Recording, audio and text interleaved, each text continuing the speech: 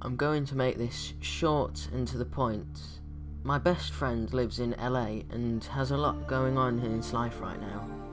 We both see and hear things often, me being on a daily basis, and because we both believe each other, it's a lot easier to keep our experiences to ourselves. People we know don't really accept the paranormal as being true.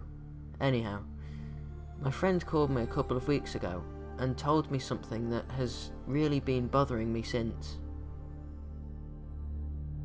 He was having a rotten day and was upset over something, and he was crying.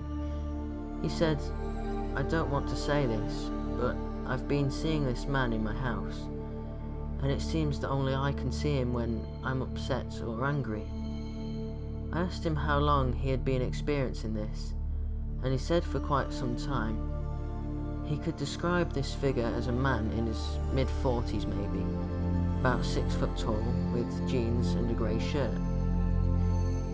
He said that when he sees this figure, it's just always about 6 foot away from him, just staring at him, no emotion, no facial expression, no movement, just a blank stare.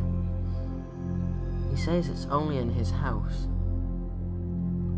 A day or two later, he called me up again and told me that while he was in the basement, he looked over his shoulder and saw, plain as day, a little boy about the age of 7, and could describe him wearing overalls and no shoes. He said the little boy just moved back and forth as if he wanted to play peekaboo, but like the man, he showed no emotion or facial expression, just blank stares.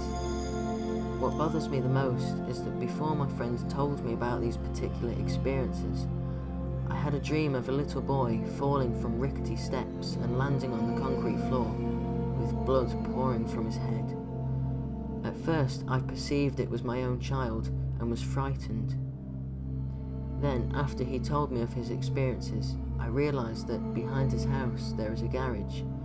It's boarded up with an upstairs room big enough for an apartment, with rickety stairs, and at the bottom is concrete.